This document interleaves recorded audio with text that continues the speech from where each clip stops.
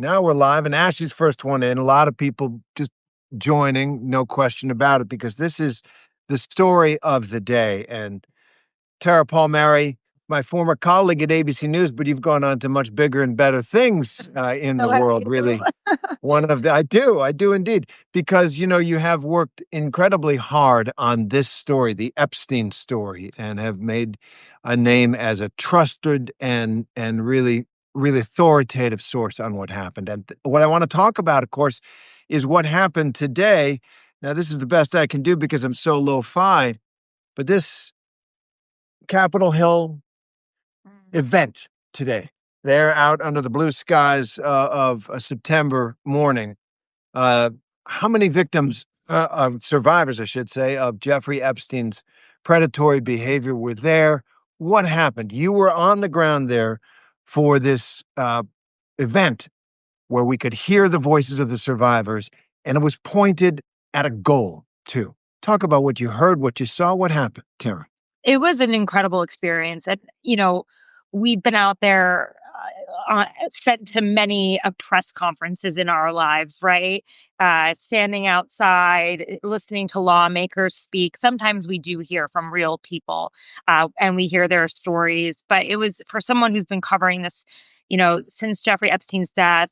This was a really incredible moment just to see more survivors than I've ever seen before, new survivors that have never spoken out before, on the basically on the grounds of the halls of power outside, notably not inside where they should be, on the floor giving testimony and telling their story, but outside demanding to be taken seriously, basically speaking out to the powerful people inside, many of them men, and say, listen to us, believe us, release the files, in a way standing up to what some see as very patronizing language from both the Speaker of the House and the President of the United States saying, we want to protect the innocent.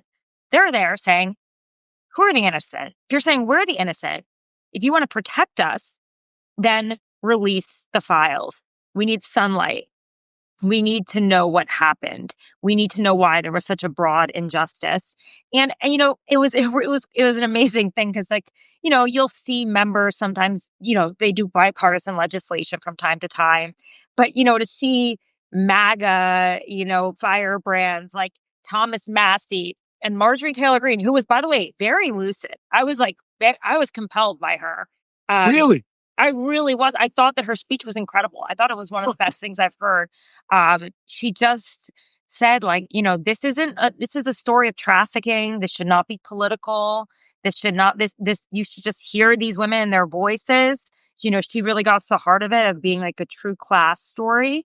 And Ro Khanna, who represents Silicon Valley and some of the richest people in the world, who, by the way, of course, wants to run for president at some point. And he doesn't mind ruffling feathers with the establishment, because this isn't just the Republican establishment that's at risk in this. It's the Democratic establishment too, who are friends with Jeffrey Epstein. So I do think, it was a kind of incredible moment, and to hear the victims speak and to hear their survivors talk about their experiences, and it's very hard. And a lot of people note that some of these survivors are older, that they were, later teens, or they were, and I say older, they were in their later teens, or some of them were 20s when they were trafficked. That doesn't make it any different. But the ones that came forward, some of them at 13, they met Jeffrey Epstein, 14, 15. I mean, for these women, I've known them for a while, and I've been talking to them over the years, and it has been a long and hard journey for them. It is really hard. And the older ones speak out for them, because it has been a real struggle. And to see Jenna out there speaking, and I remember the first time I met her having dinner with her, and she was just like, she was still shaken from all of it. So many of them living with this as if it was their own shame that they could never share. And for them to speak out on the steps, on the grounds of, the hallways of power, it was a really amazing moment. But, at the same time, the president is saying it's a hoax. And Right. There's a flyover happening because he's got the president of Poland over there, and the flyover, with these military planes, it's so loud. It's drowning the women out. They had to just stop and look up. And again, it's like the Defense Department, the masculine energy kind of drowning them out. The Secretary I of mean, Defense. the Yeah. symbolism of those planes drowning out the survivors of Jeffrey Epstein is too much. And as you just noted, so Donald Trump was asked about this gathering that you were at, and he said it's a Democrat hoax.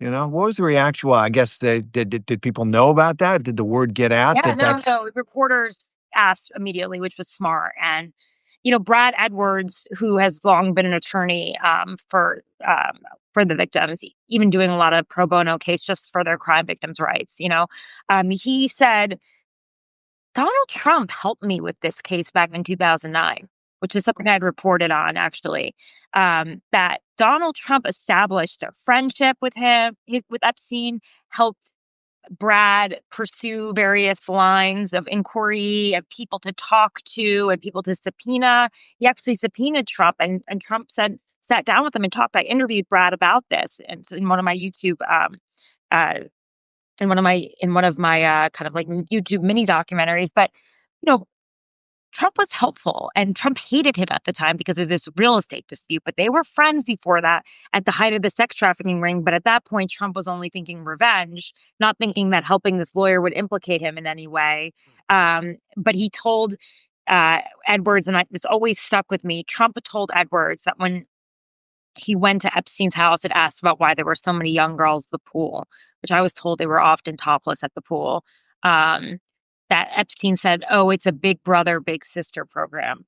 And I always thought to myself, if that's what Donald Trump told a lawyer who was investigating Jeffrey Epstein, why didn't he at the point when he saw that also call the police? That's right? weird. That's weird. Big brother, big sister program. That's just doesn't smell right. But he said, listen, he Trump didn't sound like this when I worked with him in 2009 on the Epstein case. He was willing to help. And then one of the other women, Haley Robson, who was a teenage victim, she came out and said, Mr. President Donald J. Trump, I am a registered Republican, and I am here on the Capitol steps. And I would love for you to come over here and talk to me because this is not a hoax. I am a real person. We are human beings. And I thought that was really powerful. And this is something I've always tried to remind people. A lot of the victims that I worked with, they actually believed that Donald Trump would be the one to help this actually happen. They believe Why? that's why they voted for him. But release the files. Release the files. He arrested Jeffrey Epstein in 2019. Let's not forget that the actual arrest happened during his administration, even though he kind of wanted it to go away. A lot of them come from conservative families. They're from Florida, Palm Beach area. And, Virginia Roberts, Giuffre, who sadly died. I mean, she told me before she died that Elon Musk promised to release the files, and she believed that Trump was going to help her release the Hmm. files. She met Trump through Epstein, but she said that she never saw any of the girls with him. She said that he was friendly to her. But this is they were they weren't they're not for the vast majority of them. They're just not political, and they don't Right. want this to be a political Right. story. This is about justice. This is about Yeah. about about identifying the predators, right? The people who were part of almost a nightmarish, years long predatory program, or whatever you'd call it, project that Jeffrey Epstein was his personal thing, Yep. and it was something beyond. But I do have a question about the politics of it all. So, Yep. Thomas Massie, Republican of Kentucky, he was there, right? Marjorie Taylor Greene, Republican of Georgia, was there. Were there other Republicans there? I didn't see any others, but Nancy Mace was in the meeting Right. yesterday, and she was physically upset and left in tears. And she often tells a story of how she was sexually abused at the Citadel when she was, an officer, which is something that I think she's long said that she struggled with. She, Lauren Boebert, and Marjorie Taylor Greene, they broke with their Republican colleagues who right now are being told by the administration that it is an act of betrayal to Oh, to vote to pass this law to release the files. I mean, that's remarkable, really, that they've gone all the way from being released the files to you are betraying the Trumpist Republican Party, and there are consequences for that if you come out. Now, so what's happening right now, just bring us up to date on what the political and legislative calendar looks like. So this is an effort to get the files released, and you have to do that through a measure through Congress, right? Or is this just a resolution calling for them to release? They don't want to be put on the spot voting one way or the other, right? Well, so Massie and Ro Khanna wanted a law that would ensure that the Department of Justice would release the files. Wow. FBI, CIA, all of it. And they say, why should we expect these agencies to self-regulate? They're not going to do that. The only way we can do this is with a bill and a law that is passed. That is it. And now they've come out with some lighter version, a measure where they say they're going to allow the DOJ to come out in its own time. And we figured it out. We figured it out. And, it's always about protecting the victims, protecting the victims. Victims are out there and they're saying, first of all, here's something this is just obvious. They were able to convict Ghislaine Maxwell using Jane Doe's, using women who were not on the record. And here you have 3 dozen women who are on the record, by the way. But they were able to use a combination of women on the record and Jane Doe's witnesses, evidence to convict this woman who is sitting in a jail camp now, thanks to President Trump, but prison camp, you call it. But you don't need everybody to come forward to put together a prosecution. I mean, they can still rely on anonymity. This is something that has been done for years. And you can just remove any sort of redact anything that would in any way reveal the identities of the victims. Sure. It's not a big deal. And the thing is that Massie said this, and he said they're trying to protect the people who feed the swamp, the people who feed the donors that feed the Washington machine. And to me, that really struck a chord because that's the element of it that really is bipartisan, right?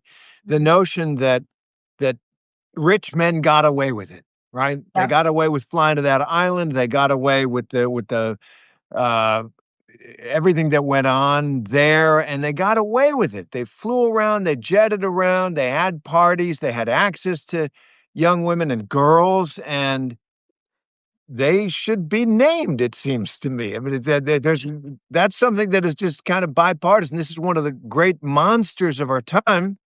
It's not class partisan, though. It's bipartisan. Right. You know what I mean? It's a class thing. I mean, the upper classes of the Democrats and the Republicans, the establishment, are united in the fact that they don't want this out there. I mean, that's crazy. That is that if you aren't a member of that class, and it's a winning political issue, isn't it? I wouldn't want to be backed in the corner to vote against releasing files. Like I would, if I would not want to have that vote against me. I would not want that vote on my record that I voted against releasing the Epstein files. So who's the people blocking right now is the President of the United States, Speaker of the House, but on the Democratic side, right? I mean, obviously Bill Clinton was on that plane plenty of times, as were other prominent Democrats. Who's carrying their water? I mean, who's carrying their water? I think it's kind of a split. I think there's a part of the party that's like, you know what? These are the old guard. This is the way things were. They thought they could get away with it. They've dragged our party down enough. We're at 27% approval rating. Get rid of the old warts, right? Yeah. But then there's another part of the party that's like, this could also backfire tremendously. Like, here's what people forget. Epstein was a Democrat, and he spent a lot of time with Democrats. He donated to a lot of prominent Democrats, right? And they were around him. But Trump was also a Democrat then. He was in the circles. This was, and it's not just the Democrats. It's the, elite institutions, the the Ivy League schools that took the money, and the heads of these institutions. These are the top lawyers, thinkers, heads of banks, heads of financial institutions, heads of companies, foreign dignitaries. I mean, it spans so far and wide. And So yeah, let me ask you, given that description, the rationale that people say is you don't want to hurt the innocent.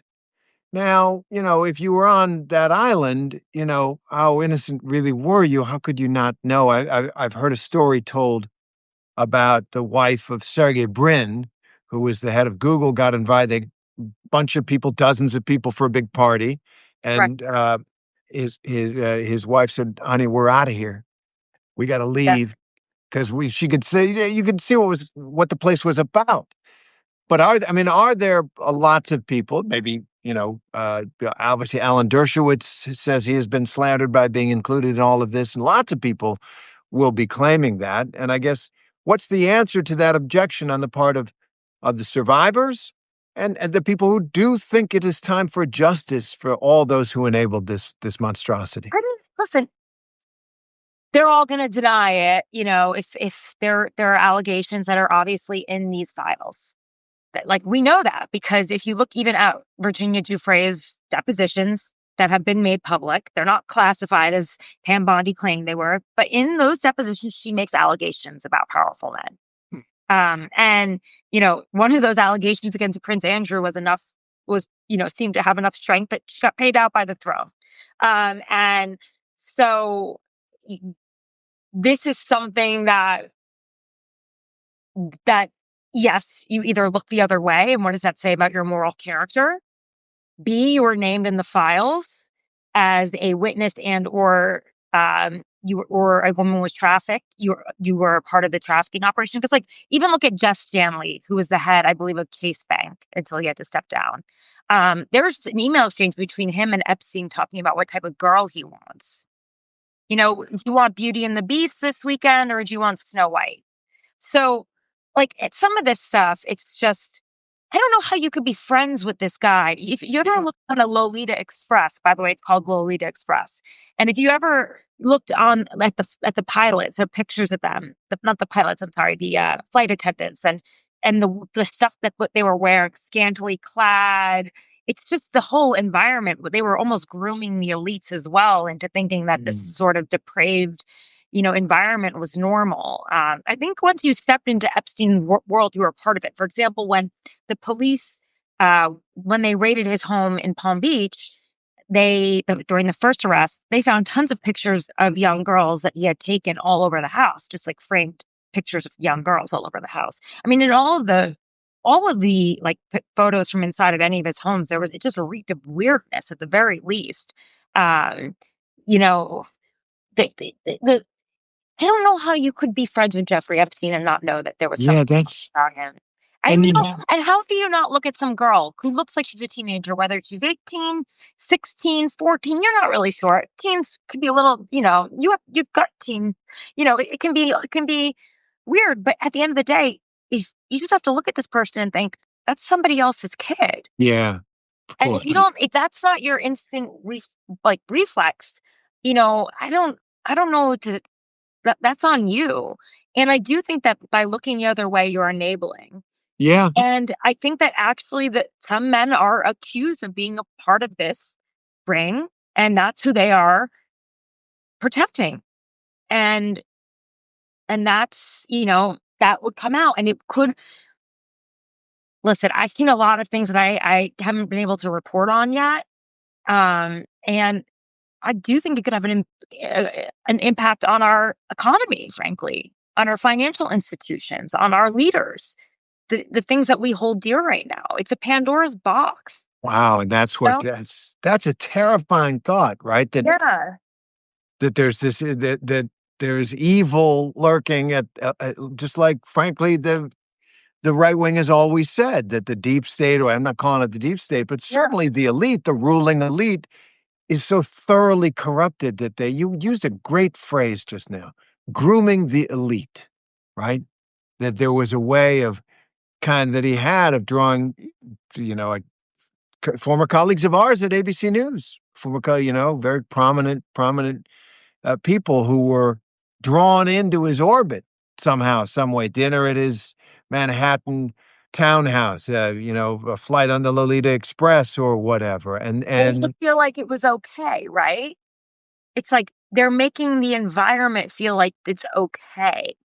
It's like, and I think Ghislaine Maxwell was critical in that. She groomed the girls, she groomed the elites because she was an elite.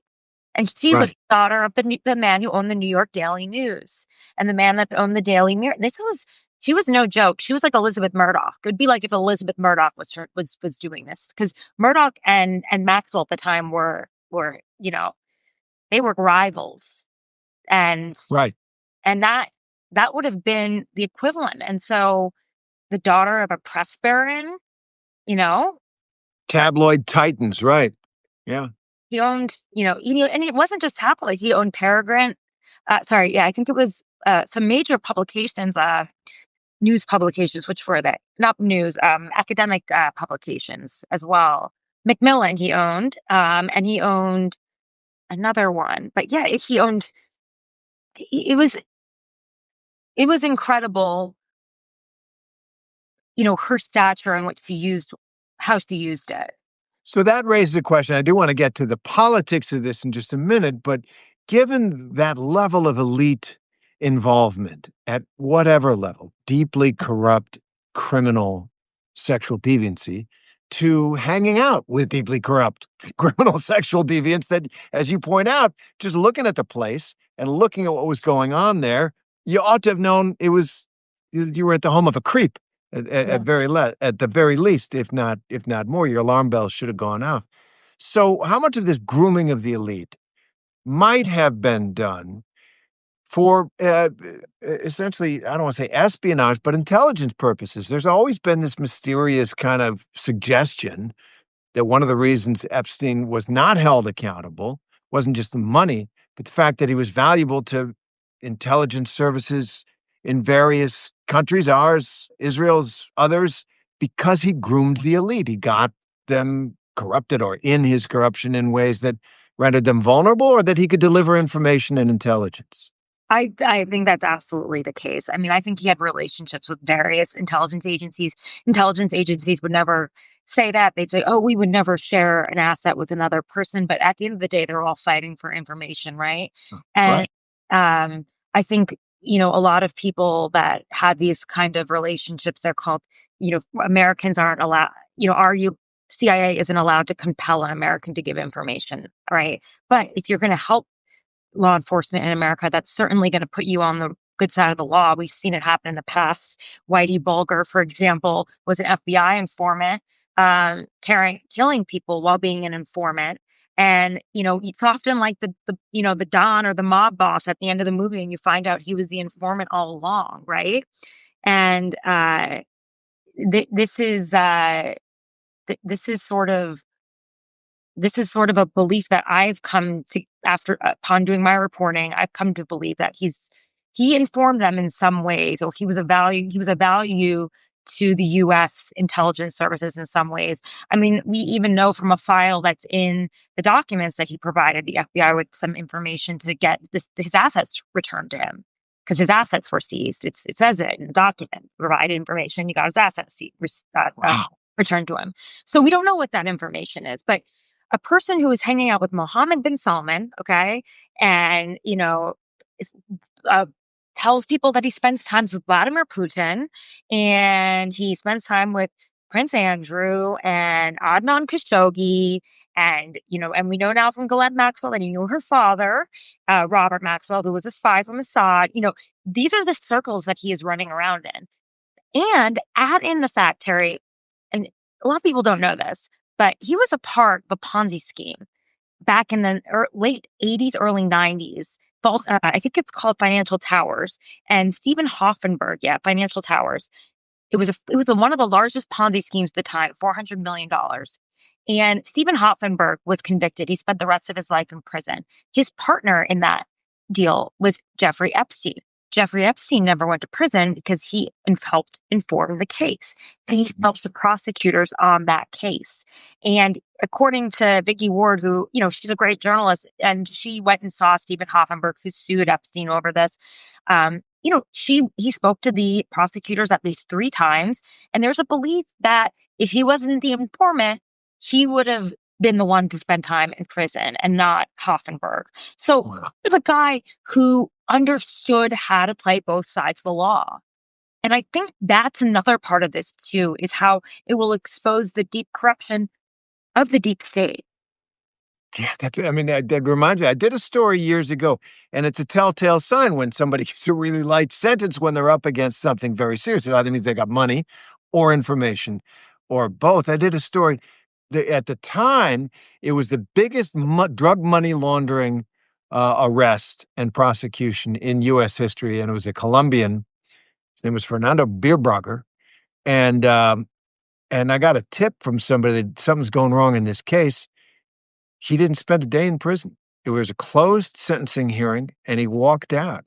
And it was because apparently he was feeding intelligence on some of the narco traffickers, but also more importantly for the U.S. and the CIA, that the uprising, the rebels in Colombia, right? Yeah. And in other places.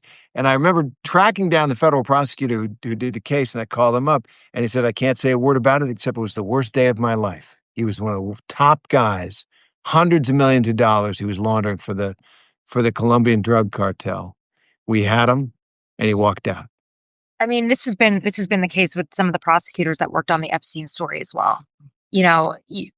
Maria Villafana, who was dealing with the case underneath Alex Acosta, she was a deputy, and she wrote up a beautiful, case. 60 charges she recommended of sex trafficking, went down to 0, and it was kicked back to the state with 2 charges of trafficking a minor for prostitution. And so, she had mapped it all out. She had spent years talking to victims and witnesses, and it was really impressive. And, I spoke to even some of her colleagues because she hasn't been willing to do an on the record interview.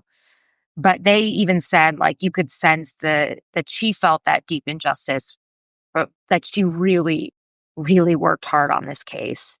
And And that it broke a piece of her to see it go away. And the way it was handled. I mean, Acosta was meeting with his defense team off campus. That never happens when you're the U.S. attorney. didn't he want a job or something? I mean, wasn't there that allegation at some point? Ken Starr and Dershowitz. Dershowitz was dealing with the state attorney. It was Ken Starr and Jay Lefkowitz. And so obviously they're huge Republican icons, and he was a Republican. And you know who else was dealing with it? All the way up at the top of the Justice Department. It was kicked all the way to the Attorney General. Wow. And during the Bush administration, Marjorie Taylor Greene brought that up too. She was like, "This is the administration before that, and the administration before that, and the administration before that, and the administration." And it's like, actually, it's a strong reminder that this has been going on for so long. And it is corrupt. But go back to Marjorie Taylor Greene for a minute. You said that you were really impressed with her. What's her angle here? What's her goal? Um, it's just like she finally made sense to me for a second. Like, I think some of the things she says are offensive and horrible. I mean, uh, and crazy, and there are Jewish space lasers, which is obviously offensive, and what she said about Indian Americans, and it was just like, listen, it's off.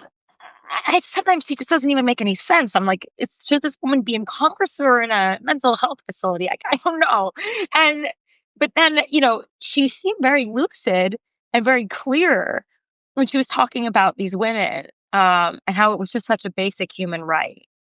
And how it was just, this is about humanity. This is just about doing the right thing. This shouldn't be a tough call. And, I thought to myself, wow, that's all it is. I mean, she speaks very plainly. Yes, she does. Spoke with conviction, and like that's really what needed to be said. And I thought everyone was really eloquent. They really were. the survivors just said to President Trump, they spoke directly to him saying, "You have so much power in this, and we need you to use it now." Uh, I thought even the way that Ro Khanna started with there is something rotten in Washington, which obviously we go back to Shakespeare, but it's there is something rotten and it's hard to shake it. I mean, people have said to me, Tara, just let it go, let it go. This is like you're becoming obsessive with this story or move on. But then every time, even if you want to let it go, it's like something else pops up, right? It's you can't you've covered stories like this before. When there's a real earnest effort to cover something up until it is completely exposed, this will keep happening. And do you think that that is a political fact in Washington now, or are Marjorie Taylor Greene and Thomas Massie, then Republicans like that, Nancy Mace, are they really now been pushed aside by the mainstream of the Republican Party, by the leadership, by Trump, who doesn't want this around? Or is this still a political problem significant for the party and for the president? Um, it's a good question. I mean, I haven't I'm not sure what the polling says per se, but my gut says that it can't be a good thing. Um, and it's interesting, Terry, because like for so long, you would think that the MAGA influencers who have been pushing the story would be there, right? At this big moment, Yeah. right? This was a really big moment. And even just to feel it, like I wasn't there. I was there as a reporter, not only to take notes and see it, but to feel it. And you would think they'd want to feel it, right? Um, as one person said, this is the true draining of the swamp. I think Thomas Massie said that. If you can do this, you're truly draining the swamp. And none of the people that have been talking about draining the swamp were there. And so, Who are you talking about? Call them out. like the Matt Gateses of the world, and the Dan Bonginos, and the Cash Patels, and the Pam Bondis, and the Donald Trump who created that phrase, and all the people who have talked about this, the cabal of elites for so long. It's like, where are you guys? It's like where this is the moment. This is what you've been asking for. Release the files. Hmm. Nobody wants to talk about it anymore. Is that because, in part, the Democrats have taken it up with enthusiasm? Like Ro Khanna, you said he's running. He's going to run for president. That's been obvious for a while, maybe since he was a child. And I mean, he's clearly a very ambitious man, very capable man. But do his political goals, and the Democrats' political goals, kind of, is this now going to fall into the usual binary world that we live in American politics? Well, if he likes it, I hate it. Yeah, I don't know.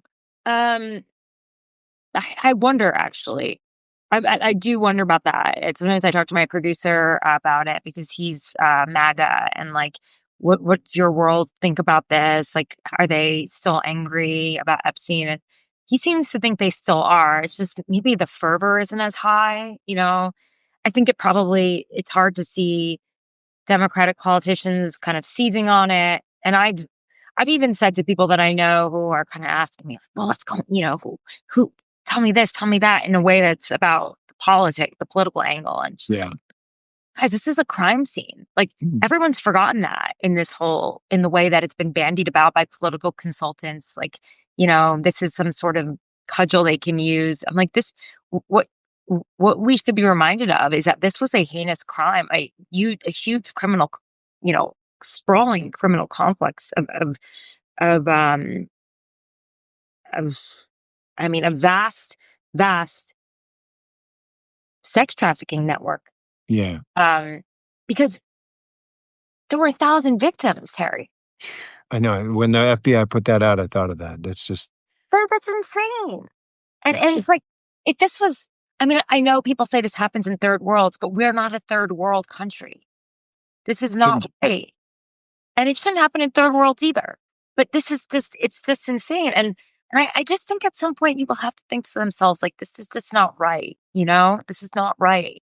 Um, I hope it unifies people, at the party, whoever. I don't know. I'm not rooting for either one, but I hope that the people who have the power now do the right thing. And get the files released. And although that now seems a long shot, given that the Speaker of the House and the President of the United States, who control the agenda right now, are both dead set against it. Why is Johnson paying a price at all for essentially saying no more talk of Epstein?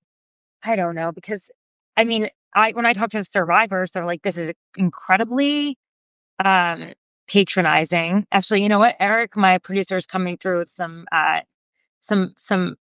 insight from the MAGA world. He's saying it's dampening support for Trump amongst new MAGA libertarians, the politically homeless, former Democrats, former Bernie bros.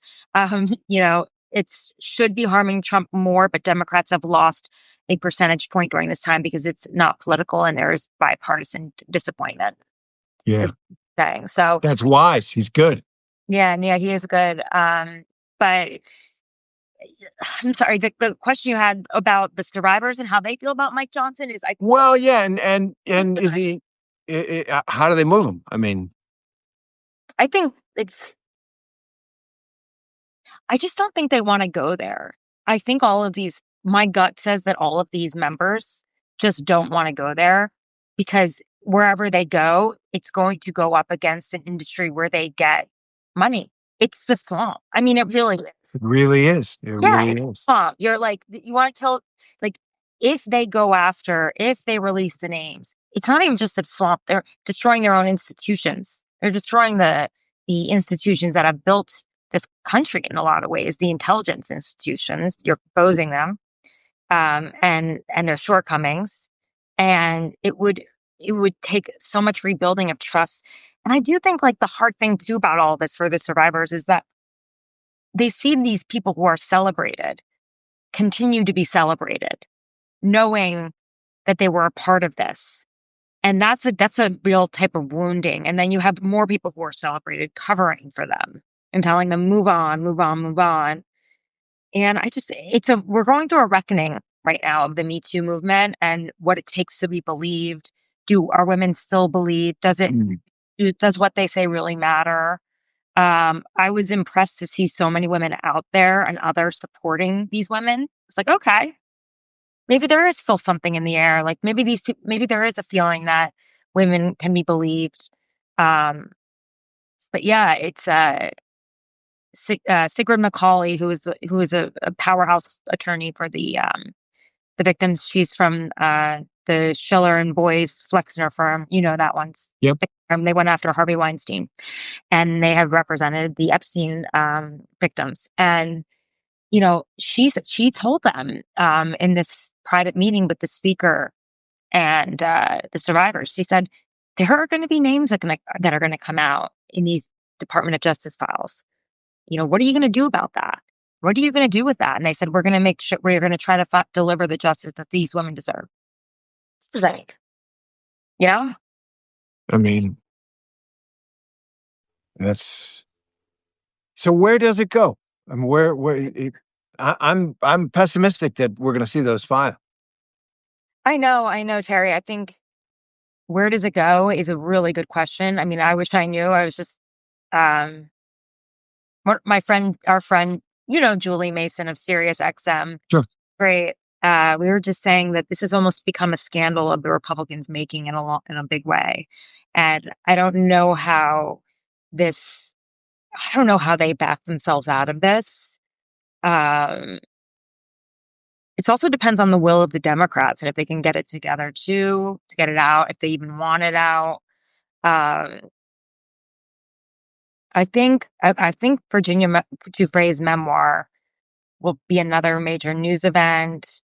I think people are, maybe it will shake loose some truth. Maybe journalists like you and I are going to be the ones to be able to advance the story, and that will bring more sunlight. Maybe there'll be whistleblowers. I don't know if we can't get it from the government, but I will tell you that when I spoke to the victims today, one of the most chilling things was talking about the lawfare with them and how much they fear saying the names of these men, these powerful men, which I feel the same way as a journalist. Like, I'm afraid too. there is a sense of lawfare in the air, which I felt back in 2019 when I was working on this story. But it's even worse now when you have the president of the United States suing the Wall Street Journal for $100 billion for publishing a birthday card that he gave to Epstein for the 50th birthday. There is a chill. And that is why they're saying, well, tell us the names, tell us the names. And it's like, these women are saying, I'm going to be served a defamation suit right away. Yeah. I'm going to spend the rest of my days in court. Bankruptcy, this, that. We've seen what happened to Virginia Giuffre. I really believe, having known her, that battle that she was up against with Alan Dershowitz, that was one of the hardest things she had to deal with. I mean, we were spending a lot of time together traveling. I was reporting alongside of her, and I just saw the impact of that and what it does to a person. To fight to be believed. It's just really hard. So that is what is holding them back. And that's why they say, if the government releases it, then we are safe. Right. But if we do it, then they will come for us. And they were saying what it's like to be followed, to have private investigators chase them, to get scary phone calls, to live in a way where they are afraid to say what they know. So these are people who are being essentially harassed. Right. One assumes at the behest of the men they might name. Yes, exactly. Wow. Exactly. Yeah. Chill. Well, Tara, I know you are on it. There's a busy day for you. Really appreciate you coming down and talking. And more important than that, the way that I imagine that this will be my last question for you, some personal cost to you, you maintain this commitment to the story and to these women. And I know, having done stories that mattered a lot, that were hard to tell, that can take it out of you. Yeah, thank you for saying that. And I know that you've been on the other side of that as well. It's hard to do our jobs. In some ways, we're a little bit like rescue emergency workers. But I don't know. I think to myself, like it can be draining. I took off last week and it was really good for me. I feel like I'm very much rejuvenated and I feel good. I feel like I've got my spirit back. But yeah, it can be really draining on our spirits, especially when the crimes are so dark and especially when committed against people who are vulnerable. And there's a lot of darkness, but I hope that I can be useful in this world. And, if this is a way for me to be useful, then I feel lucky that I can tell their stories because it's truly about them. And if I am and it's actually, Terry, to be honest, it's helped me find my own voice. They have, because in some ways, like as a journalist, we do really, we walk the line, right? We have to be critical. We have to be unbiased. We have to be, but I feel like in some ways they've helped me find that North Star again without having the bias. You know what I mean? Remembering that the North Star is just about humanity and it's not about, Trump or, Democrats or Republicans or, because when you're in that political space, you sometimes get lost in that noise. But you remember, like, the North Star is about the people. That is who we are reporting for. That is what it's about, and not the political games, not all of that. So I'm thankful to them for that. So yeah, That's amazing. That's amazing. What a commitment. What a job you're doing. I know you're going to be on it as we go forward. And Tara, thank you so much on this day. I'm so glad you were there to report on it. I was there too. We should do this again. I love Yeah, to do it. Yeah, absolutely. when you're on All the right. road, and I'll be on the other side of that. All right. Good deal. On road. Okay, thank you. All right. Thanks, Great. Tara. And thanks, All everybody. right. Bye. Bye. I want to thank my producer, Eric Abinate, Adam Stewart, who handles my thumbnails, and Abby Baker on my social media. If you want to support my independent journalism and get my scoops straight to your inbox, please sign up for the Red Letter. You can do that by going to tarapalmeri.com. That's TARAPALMERI.com. You can obviously share this with your friends, like, subscribe, leave a written review. I'm not backing down. I'm back from my vacation. I feel so much stronger. Thank you to all of you who have sent me notes. Just turned 38, and it's going to be 30 great. And I really feel positive about what I am able to accomplish with this community, what we can all do. And I appreciate all the tips and everything you've sent to me. And of course, I'll be in DC on Wednesday, so check out my social media. I'll be on MSNBC. I'll be on Nicole Wallace's show. I'll be doing a live on Substack with Terry Moran. You can go to Substack. I'm on there at Tara Palmeri, and I'll be live from the Capitol. So check out all of my social media. Check out my podcasts, everything. I will be there. Twitter, X, whatever they're calling it now. I'll be back again soon.